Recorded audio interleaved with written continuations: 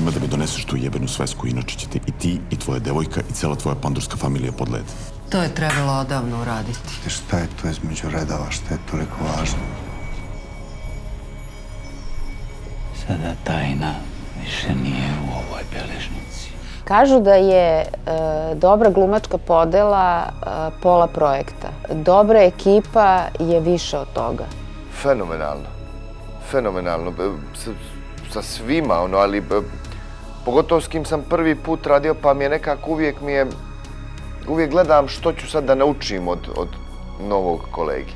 To je bilo vrlo lepo, vrlo kreativno i vrlo opušteno, bez obzira na količinu posla koji je obavljan dnevno. Jedan vrlo dobar odnos produkcije prema svima nama koji smo bili u tome i jedan jako kreativni odnos reditelja i svih njegovih saradnika, da bi nama, koji smo tu pred kamerama, omogućili da ne uprskamo stvar.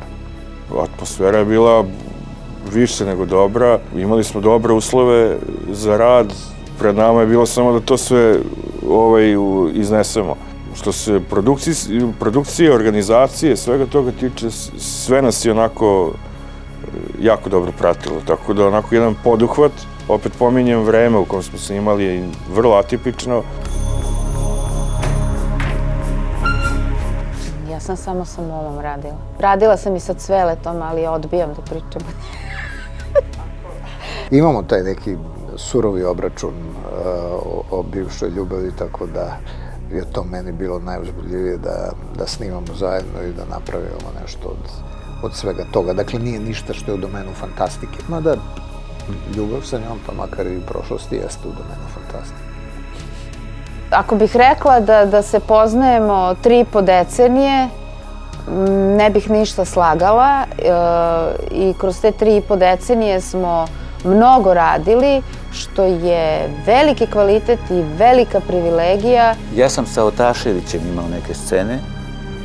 Opasan momak. Opasan momak i pravi neku dobru karijeru. Meni je tu nešto, meni je momak bio strašno intrigantan u ovoj ulozi. Od samog starta sam njega video u tome.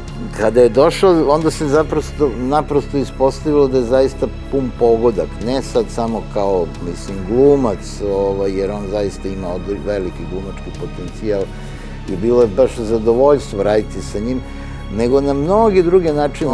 Recimo, 72 snimajuće dana, da je on imao 65 snimajućih dana. Prosto skoro u svakom kadru je bio. Mogao bih cijel život da radim s njim. Mogao bih sad, sad,